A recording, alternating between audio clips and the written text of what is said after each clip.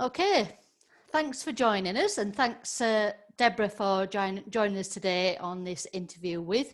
We've done a couple of these now, and I have to say I'm really excited to hear what you've got to say today, Deborah, and looking forward to interviewing you. So what we usually start with is we just start with a bit of an introduction about you, and so we're just going to share a little bit of a bio and introduce you. So Deborah Ogden is a nationally respected speaker on personal branding and making an impact. She is also host of a popular podcast, On Brand With. She works with her clients to build profile and visibility, helping them to stand out, win contracts, or present with confidence. Deborah's delivered breakthrough results time after time for businesses and individuals, and is about to launch an online offering that has been brought forward as a result of the current COVID-19 situation. She started her career as a lawyer, but quickly discovered a love of communications. This led to many years working working on the PR and image of some high-profile names, including as media manager in professional sport. With an office in Huddersfield, Deborah lives in Honley with her husband and son, and is a coffee lover, runner, and long-suffering fan of Huddersfield Town. Now, I know Deborah, and I've known Deborah for 8 years, something like. Yeah. So our businesses or relationship, if you like, has we've dipped in, we've dipped out, we've just known each other, we've known each other's businesses, we've supported each other throughout that journey, and just become very well attuned to each other, let's say. We know that we're very different, but I absolutely 100% respect everything that Deborah does. I think she has some great results with clients, and I say it time and time again, I'm going to say it again, whenever I see Deborah, I'm always like, oh my gosh, what have I got? What am I wearing? What do I look like? And as we start going through this presentation, you'll understand kind of why I say that. However, that doesn't mean to say I'm ever uncomfortable in Deborah's presence. I never am. She always makes me feel very, very comfortable. She's never the sort of person to judge me for anything at all. And I absolutely love that about her. So welcome, Deborah. Well, I feel a bit emotional now, Janet. I might go home after that. Well, I'm at home, actually. I can't go anywhere, can I? I tell it as it is, and you'll see that, you know me better than most, and you know that what you hear is how I feel about stuff. So I don't put any rubbish in there. It's all true. You're highly respected by me and always will be for the stuff that you've done, the work that you've achieved, your background, what you do right now. I'm very lucky that I've got a group of people around me, and I know you have too, but you're still an independent business on your own, and what you do is what it's down to you to do that. Slightly different for me. So I absolutely respect that, and I think you've come a long way, and I'm sure you'd agree, come a long way in those last 8 years from what I've seen of you. So Gosh, yeah, it is. It's been a long time, Janet, but I think we've developed a special friendship, and just thank you for what you said. But the feeling's mutual, and there is no question that I have a very small trusted circle, shall I say, and there are only a few people I let get very close, and you are certainly one of those. So thank you for all the support you've given me over the last 8 years and helped me get to where I have. That's fine. That's no problem at all. So first question, which a lot of people, they may know you, but they may not understand 100% what you do. They'll know you maybe as a personal branding expert, but they don't know what that involves, and that's what we're going to go through today. So first of all, do you want to just explain to me and everybody else watching what's personal branding?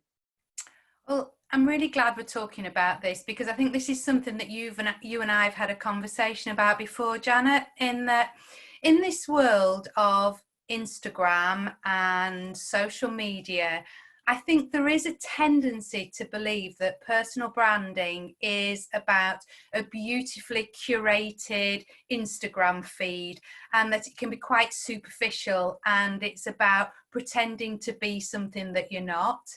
And I think it's perhaps something that you've just touched on in introducing me, in that personal branding isn't superficial, it isn't a pretense. It's just about bringing your best self to every situation. And therefore, the work that I do with people, it's about what they do, but it's who they are and how they do it. So actually, a lot of the work that I do is around coaching in looking at people's values, what makes them tick, what their personality is, so that actually it's the authentic self that comes to the table. Because I know it's a cliche and it gets rolled out so many times, but people buy people, don't they? And if you don't show that personality, and you and I think both are very open, and you see what you see is what you get. And even when I present in front of, you know, large audiences of people, I'm still very, very much me. There isn't a performance as such. And therefore, personal branding is having the confidence, I suppose, to define that and know who you are, because a lot of us don't have that clarity. And actually, that's where my business came from, when I struggled with my identity, when I became a mummy. Because all of a sudden I became Oscar's mummy rather than Deborah. And I found that quite difficult to deal with on a professional basis. And as you know, Janet, there's nobody who loves their son more than I do. You know, he's very much part of my personal brand. But from an identity point of view, being Oscar's mummy wasn't enough, if I'm honest. And therefore it's knowing who you are and being able to define that, and then communicate it effectively, and tell your story, so that people buy into it and think, absolutely, I get what Deborah's talking about, or I understand what Janet's talking about there, and I think she can help me. I think I will trust her and she will understand about me. And then once you've got that clarity and you communicate, it's about capitalizing on it and getting your name out there. And that's where you come in, I suppose. That's the social media, that's the podcasting, the getting on stages, the networking. So it's all about what people think about you when they hear your name. And it's that story, that reputation, that profile. Do you think that, and I guess because of the people that you you present in front of and you help through this process, if you like, and we'll come on to more of this in a moment, but I'm just curious to know, do you tend to find that it's you're probably going to say no, but is it a younger generation, older generation? Just because of what you've said there, I can really resonate with what you've just said. So for me, I remember getting to 38 and thinking, gosh, I'm 38, I've got a family, I've got a husband, but what about me? And I guess for me, that was a big turning point. And I'm just curious to know if that's the sort of people that kind of come to you with some sort of, I need some help in identifying me. So do you tend to get that, or is it not quite so much so defined? Probably when I set out, there was more of that. And there was more, I'm just thinking it through. So I get a mix, if I'm honest. So there will be people that come to milestones in their lives that perhaps need that clarity.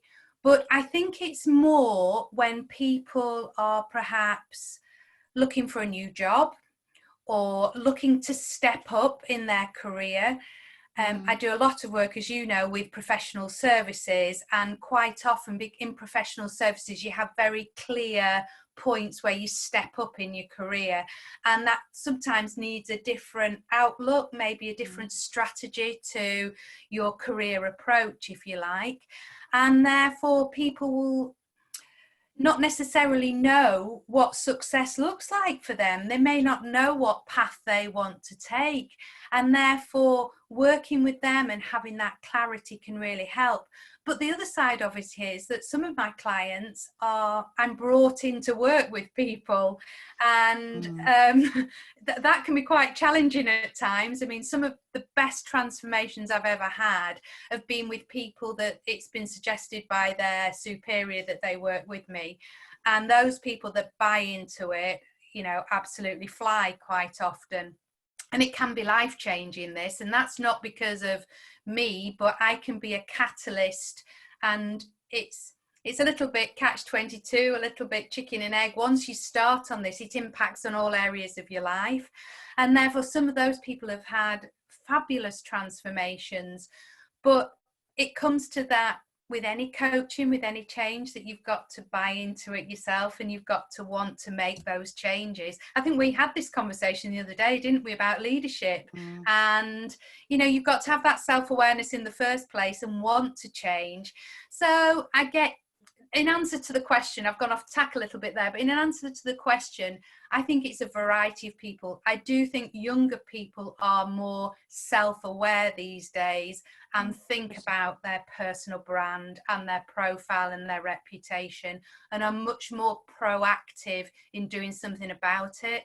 Whereas I think a lot of people of maybe our generation and older tend to think, well, I've got where I have without, I can't be bothered with that, or my work should speak for itself.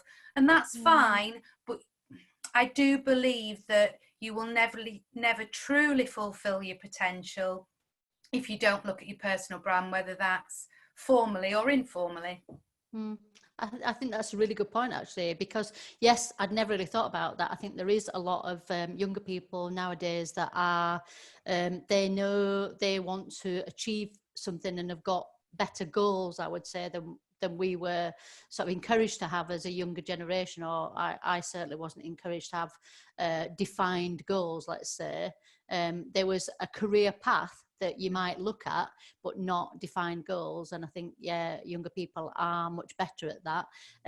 But I also would agree with you. I think sometimes, you know, we sometimes fall into kind of a change, if you like, but it's our circumstances and the things that we are connected to that actually, I can remember having a light bulb moment, totally. And I think sometimes that needs that, and don't get me wrong, that wasn't in isolation. I think you need a catalyst, and in some cases, in a lot of cases, somebody like yourself is the catalyst to make that happen. But you're totally right. I've come across people as well that they don't think they ever need to change, let's say, and they have to have an awareness and want to make that change. So I was going to ask you, why do you think that personal branding is important? We've covered a little bit of that there, but just tell me a little bit more about, you know, why do you feel it is so important? And kind of, have you got any examples of results that, without giving away anybody's personal details clearly, but I'm sure you've seen such massive transformations in people, from, you know, why did they come to you in the first place, you know, that kind of thing, and what changes did they want to make, and what changes did you see in them personally? Yeah, well, firstly, I believe it's critical for everybody, and the core to this goes back to that people buying people. So people are buying into you, and the one thing with social media, with the internet, the positive is that it opens up this huge market to all of us. So we've got this huge audience now, but how do you stand out? Because how many people are there in personal branding, but how many people are there in social media? How many graphic designers are there out there? How many website designers? So how do you make yourself stand out? And we both know that, you know, we both network a lot, and there will be people that you will always remember. And there are times when I've met people during the last 8 or 9 years, and I've thought I would love to work with them, but it's not the right time at the moment. I can't afford it, or my business isn't in a place. But I've bought into that person, and I've remembered that person.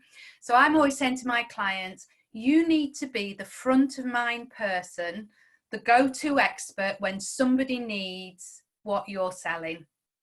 And therefore you need to be visible, you need to have your profile out there, and people need to know what it is you do and why you do it. And also not just your clients, but people, I call them my cheerleaders. You're one of my cheerleaders, and vice versa. But I have my cheerleaders out there, and I make sure my cheerleaders know what it is that I'm about as well, so that when they do recommend or refer customers or clients to me, then they're referring the right type of people, and they're not wasting the client's time, and they're not wasting my time either. So personal branding really focuses your mind, I think, on what it is that you share, so that your audience know about that.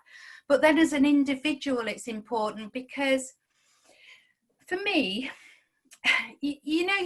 what's the phrase? You can either survive or thrive. And I think so many people go through life, and I heard a phrase once, and it actually makes me feel a little bit sick in my stomach, that said that, and I'm paraphrasing here, but something about the definition of hell is on your final day you'll be shown what you could have been, so that the you will be shown the you that you could have been. And for me, that is something that, you know, is just horrendous, that I hadn't done the best that I could. And therefore I think people can just go through their lives and all of a sudden wake up and maybe have a light bulb moment and think, actually, I've taken totally the wrong path here.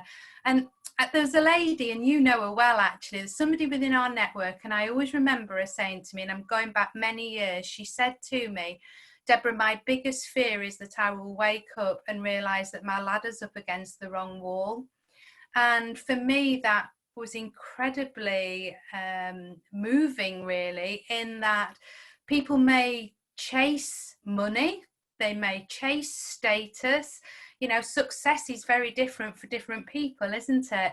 And actually find themselves in a place that they're very unfulfilled. And going back to your question, I think often the biggest transformations are those people that will do some exercises together and work through, and they'll say, I thought I wanted X, Y, and Z, but actually, now I think about my values and what really matters to me, I want A, B, and C, and therefore I'm chasing something over here, and I want to be over there. And I think once you get that clarity, you can set boundaries. So many of us aren't good at saying no. So we can start to set those boundaries, and we can really sort of follow the path that fulfills us. And if it fulfills us, then it fulfills our clients as well.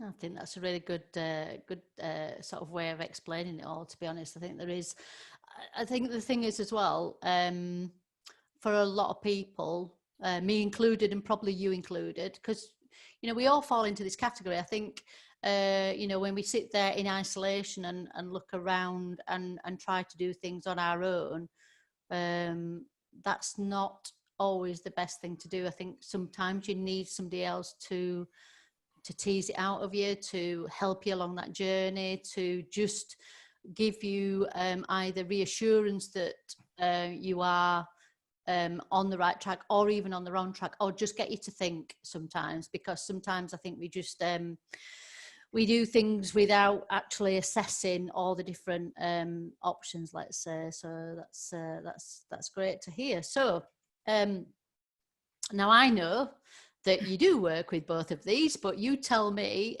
do you work with both businesses and individuals? And because I think a lot of people, when they hear about personal branding, and this is probably why this question's on here anyway, is people will think individually, but actually it's a much bigger picture. So tell me more about this. Yeah, okay. So I think the individual part is really what we've talked about. So I might get somebody who comes to me who is self-funded, if you like, and they've decided that they want to progress their career, they want to go somewhere else, they want to improve their profile within an organization. So those are the individuals that come to me. But often I get businesses, so I work with businesses, and I work with their team. So it may be that through a talent management or a talent fast track, they say, Deborah, will you work with these people, because we want them to step up, and even though they're technically brilliant at what they do, we would love them to step up and really make the impact that we know they can. And the reason that companies want that is, my belief, and I think it's yours as well, is that a business, because I'm always working with the personal brand, so I'm always working with the individuals, but however good a business brand is, the logo and the business reputation, it's only as good as the people in it. And that's down to the individuals. And therefore, I often come in and work with businesses who maybe have had a rebrand of the actual business, and what they're looking to do is get their individual team members to buy into that brand. Now, we don't all want clones of the MD, or most companies don't anyway, not the ones that I choose to work with, but we want people to show up as individuals. And yes, we want them to communicate the values of that business, but we also want them to bring their personality to work. And this is one of my great frustrations. I mean, you mentioned in the introduction, I trained as a lawyer. And when I trained as a lawyer, you had to portray yourself in a certain way. You had to be incredibly professional. And you still have to be professional now, but you had to behave in a very serious way, virtually. That was the expectation. And I still feel sometimes in some of the bigger firms that there is an expectation that people leave their personality at the door. And I do hope actually that that's something that comes out of this time, that we've become more relaxed because of team Zoom calls, and people are Zooming from their back bedroom or their home office like we are now, and you're getting a snapshot into people's lives a bit more. And it might be that the cat jumps in, or son shouts from downstairs, and we're getting these little snapshots, and people's personalities are coming out. So from a business point of view, it's about hoping that you will let your team show their personality, but bring in the best bits to work, and we all complement each other, so you get those complementary talents and personalities, but also that you can translate the values of a business into behaviors for that team, so that they're communicating the business values as well as their own.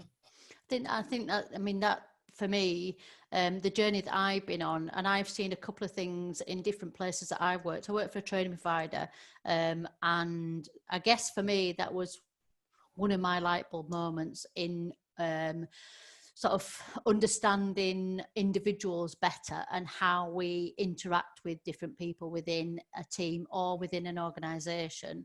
And I was very fortunate to work with one.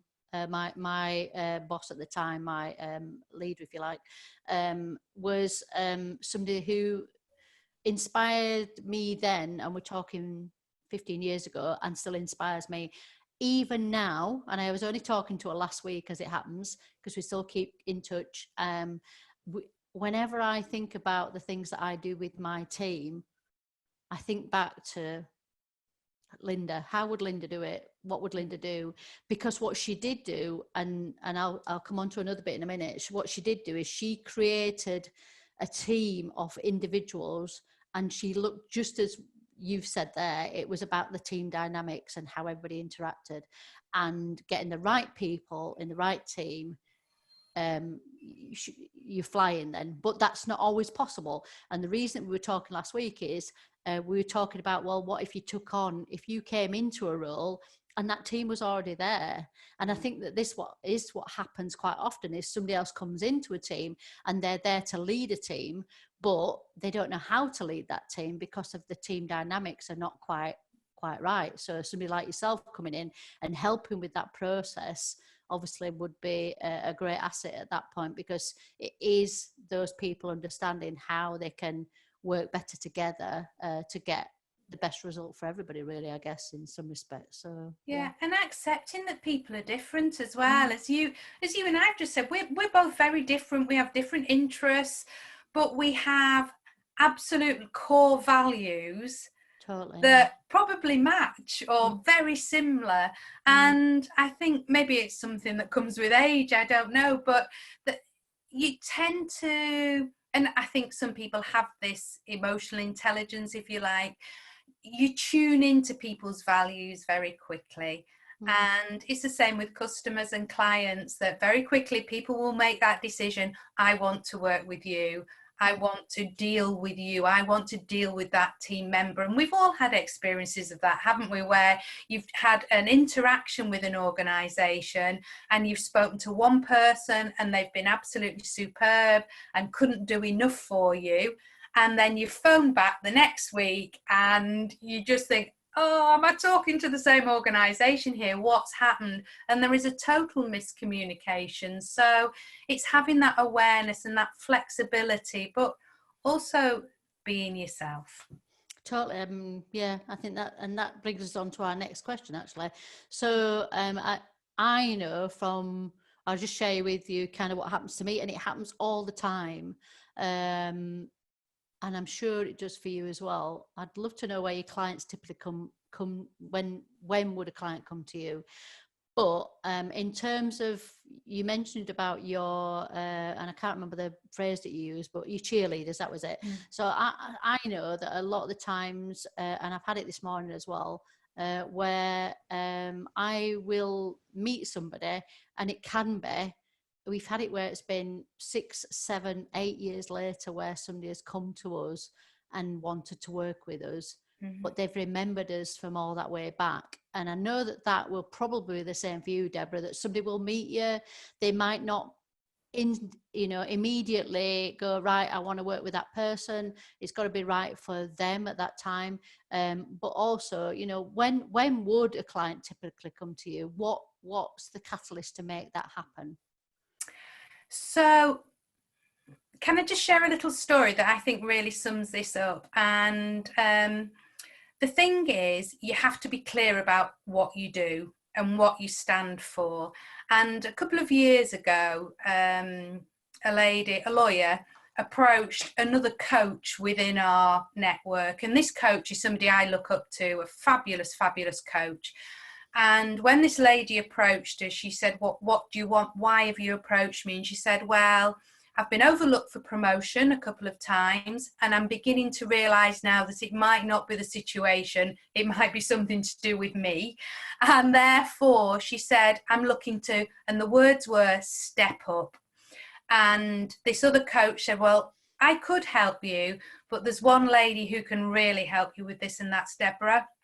And so if somebody came to me and said, I'm looking for a business coach, I would say, I'm not the person for you. I'm looking for a life coach. I'm not the person. My specific area is around people's impact, how they communicate, how they fulfill their potential from an impact point of view so that they step up. And so often, maybe somebody's, the biggest frustration is people come to me when they've missed out on a role, and that's heartbreaking. So, or a business owner that's missed out on the pitch of a lifetime, and they come to me because they've missed out. And I'm not the greatest salesperson. I'm not somebody who'll put myself out there. I just share my work and hope that people will buy into me and are as passionate about it as I am. But I just think, why didn't you come to me beforehand? And we could have done something about it.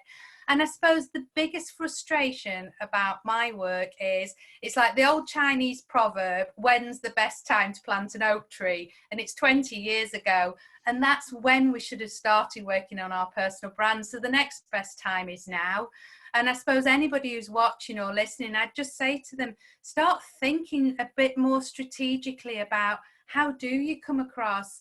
We have all these touch points that we meet people, be it on the telephone, not face to face at the moment, but online, LinkedIn, first impressions, all these moments. How do people receive your brand in those moments? So, people tend to come to me when they have missed out on an opportunity, or they've had a light bulb moment, or they've had some feedback that they need to step up and improve their impact. Or the other one is new business as well. So businesses, and that's something that I'm in COVID, and I think we're going to talk about this in a minute, but my online program is very much hopefully going to be attractive to smaller businesses, maybe online businesses that need to stand out and need to have that USP. So yes, there are a lot of people, sound like Cilla Black, I can't say it. There are a lot of people selling or sharing what you share, your service. So how do you stand out? Because can you imagine being the world's best kept secret? You've got this fabulous, fabulous service to offer and nobody knows about it. I think you're very similar to me in this respect. So I once said to somebody, and I think I might have told you this story before actually. I once said to somebody, oh, you know, I can't sell for toffee. It might have even been you that said it to me actually. And they said, I beg to differ. I'm like, I can't, I'm a hopeless salesperson. Like, you sell every day because people buy into you. And I have taken that on board, in that I do not sell, but people buy into what we have to offer. And that that made a profound impact on me. And I do feel that actually there's a lot of people that do not actually realize that. And I think, you know, you're the same. It's like, be you, be yourself, and this is everything about, you know, that you kind of help people with, and people buy into you as opposed to you trying to sell your service. But I totally get what you just said as well, Deborah, in that, you know, I can look, you know, obviously for us it's about social media, but for you it's all about a personal brand. But I will look at somebody's social media and think, gosh, I could do so much with that. But that business has to be at the point where they kind of go, I think I need some help with this. And that's the same with the personal branding. I'm sure there's so many people that you probably look around and think, gosh, I could help you so much. But they've got to be open to it, and they've got to want to make those changes and be prepared to make some, you know, some changes with what they're doing in order to get a better result. But Janet, sorry, just one of the things that you say there, though, I think having conversations like this, my podcast, it has opened up a lot, because I think a lot of people, and I struggle with the phrase personal branding in some ways, because I think there is a perception of it, and I think it is this superficial, pretend to be something that you're not. And therefore, the more that I have the opportunity to talk, and maybe that is what some people sell as personal branding, but it's not my version of it. And I think the more that I can say to people, it is about the true you, the authentic you, the you with your flaws sometimes, because we're not all perfect. And actually, I mean, one of my absolute favourite authors is Brené Brown, and she talks about us being real and being enough and being vulnerable. And I think the more we're like that, and the more we're like that as leaders as well, people will follow and people will buy into that message. Totally. I mean, I absolutely agree. And, you know, I know we obviously, it's what we do day in, day out, is the social media side of things, but we're absolutely on board with what you're saying there, Deborah. It's not about presenting something that is a false image of what you do or who you are. It's about presenting the best image of the individual or that business. So I'm totally agreeing with you on that one. It's like, I see it so many times. You know, I personally can think of another social media trainer. They're not local to us, I have to say. Doesn't really matter if they are or they aren't, but they're not. But every single post on their Instagram feed is so precise and so defined, but actually there's no personality behind that at all. And it actually puts it, for me anyway, it puts me off. It might look wonderful and be almost like some amazing picture board, if you like, but I've got no personality of that individual I know the person behind it, but that doesn't come across in their Instagram feed, which is really interesting. So we're all as guilty. Absolutely. And you know, I shared a couple of weeks ago, I was asked to deliver a webinar, and I was feeling, I'd done a couple, and I just felt a bit flat. And I am very demonstrative, and that's just who I am. And I just felt a bit flat when I delivered a couple. So I decided to deliver this webinar stood up. But I hadn't got anything high enough to put the laptop on. So I had it propped on the ironing board and a few boxes.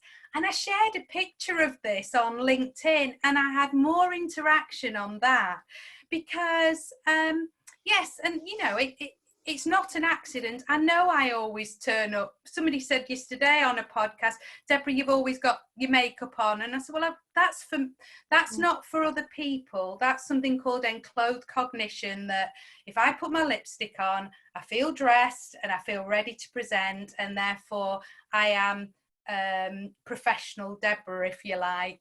And I think it's about just sharing that bit of personality, and people buy into that. You'll have seen I've done my 2-minute videos during lockdown, and there's been some mornings where I've recorded them at 6:30 in the morning, up in the hills above the home valley, no makeup on, in the freezing cold. But that's me, and if people don't like that, then they'll go somewhere else. They're not my type of people, are they? Exactly. And it is that, you know, that confidence in being who you are. So totally. I mean, I for a similar reason, actually, and you're probably the same, I have a desk that I'm sat at here, and which is fine, but I was very much aware that even now I'm aware of it. I'm sat presenting, but I'm used to standing up and presenting.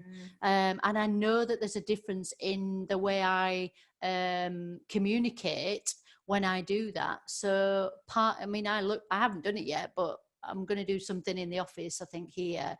But I was looking at getting a desk that I could raise up, because I do sit down a lot, and I do a lot where it's just emails or whatever. But, you know, I've got a stand for my laptop when I do this sort of thing. This, at the moment, I'm on my 3rd Zoom today.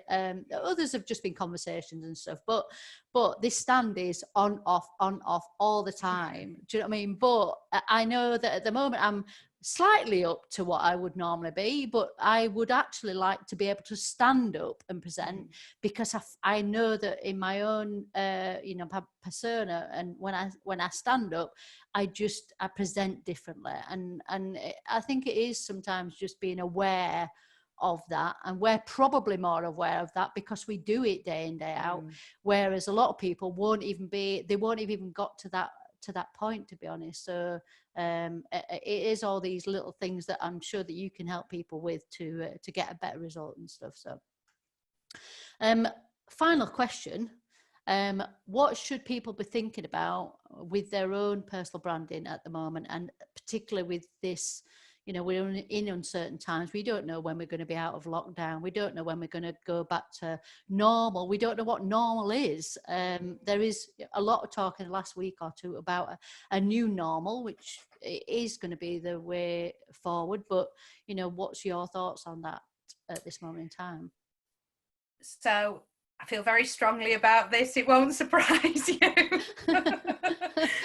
So for me, yes, they're uncertain times, but we are coming out the other side. And I think not as much now, but certainly at the beginning, there was a tendency for people to hide. And I understand there was that wonderful phrase, wasn't there, about we're not all in the same boat. We're all weathering the same storm, but we're all in very different vessels. And I appreciate that. So I caveat what I'm going to say, understanding that people are in different situations. But whether you've been furloughed, whether you've been made redundant, whether you are struggling with a business that has lost its pipeline has dried up, whatever it may be, I think the tendency is to hide, and we need to be visible. Now, I know there are different viewpoints on this, and people are saying that you need to get out there and sell through this. That isn't my take on it. Personally, and this is personal to me, I've wanted to share my content and be able to help people in a way that will help them be visible, because you know, this is just coming back to values again. I didn't want to be seen to be taking advantage of the situation. Now, don't get me wrong, as this goes forward, I am going to be, you know, building this online product that will help people be more visible. But at the moment, for the last 10 weeks, is it now? I've been sharing content just to help people stay positive, but keep visible. Because as we've said, we will come out the other side. And that phrase I used earlier, we want to be the front of mind person. And when somebody needs what you are offering, and there are plenty of opportunities out there. So I was talking to somebody last week, a marketing, a brand design company, and they were getting inquiries from people who have applied for the bounce back loan, and they were getting inquiries that, you know, it's the opportunity to invest in the website, invest in their branding, and there are different opportunities out there depending on the business. But even, I mean, I saw you remember Lydia from Prego, and Lydia, obviously they are working, so for those that are watching, Prego, and they are a hospitality business, aren't they? They have other businesses as well, but all the areas of their business have had to shut down virtually. And what Lydia has decided to do is she is doing recipes and videos online. So she's still keeping the profile of the businesses and keeping in touch with people, so that somebody might think, oh, what a fabulous recipe. When we're back to normal, that's where I'll go. And I've seen other businesses, I mean, we've seen businesses do that locally as well. So it's about finding ways to get yourself front of mind, whatever that might be. The number of businesses that have pivoted to help with NHS. I'm thinking of Punch in our village, serving meals for local NHS. And even on a bigger scale, I mean, every morning we've done Joe Wicks for the last 9 weeks. And I know lots of people are doing it now, but somebody like Joe Wicks did it right at the start when nobody else was, and went out there. And so there have been some real heroes and hero businesses in this time that people will always remember, I think. And so it's about being visible, share your content, make connections, build relationships. Don't do any hard sell, but people love to buy. They don't want to be sold to, but they love to buy. So share your messages and content, and when people are ready, they will come knocking at your door. It's really interesting, I think, at the moment, and we've certainly, you know, when you said about the marketing company and the branding company, we're seeing the same. So we're seeing a couple of businesses that have come to us, and you know, they've kind of gone, right, okay, well, we need to invest in social media or whatever it might be, website, in order to get ourselves out there, which is fantastic. I do think it's a mindset thing. And we're also seeing, we've had a couple of people that have come to us, not as clients, but can I just ask, I'm thinking of doing this, but I'm not 100% sure. What do you think about this idea? Which again, I think it shows that businesses, you know, those businesses that are looking at how they can change and adapt, are the ones that are going to survive. And some ideas are a little bit off the wall and a bit, you know, not sure that that's gonna actually work. But you know, I do think it's worth at least exploring different ideas. And you know, you're totally right, Deborah. It's about getting yourself out there and being visible, making sure that people know that you're there, and those are the businesses that will survive. And the ones that don't do that, sadly, over time will get forgotten, really. So we all need to change and adapt. So just remind us a little bit about the things that you said that you're going to be, and you brought forward your idea that you are looking to do more that's about the branding elements. So tell me a little bit more about, I know you do the podcast at the moment, but you're doing an online program. So could you tell us a little bit more about that, or is that a bit hush hush at the moment? So no, I'd love to share. It's the first time I've shared it actually. So here we go. There's going to be two things particularly. So I'm going to do a very accessible visibility course, and it's going to be called 2020 Visibility, and it's all about what we need to be doing now, and that will be an online webinar and what's the word I'm looking for, masterclass for people to take it and go away and work through it and get themselves sorted. So that's going to be very accessible. But the other thing which I'm really excited about, and it's something that I've always wanted to do, and this is what I've brought forward, is I'm going to have my own, and I don't know the word, but a membership or a members club, because I do so much speaking, as you know. And often people will say to me afterwards, Deborah, how can I keep in touch? How can I learn more? And they may not be in a position or may not wish to invest in coaching, but it's a more soft touch access to me on a regular basis.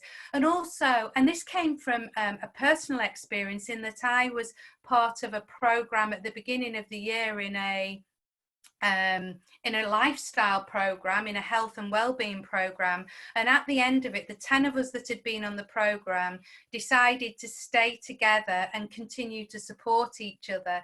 And so often when I've worked with people on a program or in a workshop or one-to-one, it's just that ability to stay in touch. So that will be a membership that will be a monthly low fee, that will have some access to me, but will have access to the products and the content that I share, and content of other people. I'm hoping you're going to come and I'll put you on the spot, Janet. I'm hoping you're going to come in and share how social media is hugely important within your personal brand, and get other experts in as well. So it's just a really lovely, accessible way.